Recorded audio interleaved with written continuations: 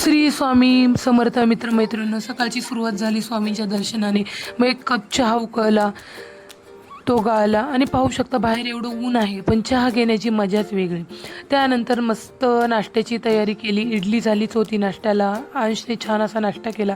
मग मी माझ्यासाठी एक कप ज्यूस केला, ज्यूस घेतला आणि कामाला सुरुवात केली. पहिले साफसफाई केली. कपडे तर बापरे सुट्टीमुळे खूपच होते.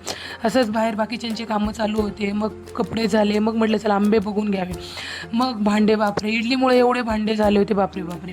त्याच्यानंतर जरा झाडू वगैरे करून घेतला, पोछा झाला, घर साफसफाई झाली. मग म्हटलं चला आपणही नाश्ता करून घ्यावं. नाश्त्याला इडली झाली, टी व्ही लावला. टी व्हीची मजा घेत घेत खाण्याची मजा आहे ना ती वेगळीच. मग संध्याकाळची तयारी झाली. आम्हाला बाहेर जायचं होतं. मग एक कप चहा घेतला, तयारी केली. मग तिथे स्वामींचं मंदिर आहे, स्वामींच्या मंदिरात दर्शन केलं. बाजूलाच एक गार्डन आहे, गार्डनमध्ये मुलांना घेऊन गेलो. छान मस्त संध्याकाळ होती. गार्डन पाहून खूपच छान वाटत होते. तिथे खूप छान वाटलं. थोडा वेळ तिथे घालवलं. थोडंसं फोटोशूटही केलं मी माझं. मग मला वॉशिंग मशीन घ्यायची होती, ती पाहिली, त्याची थोडीशी माहिती घेतली.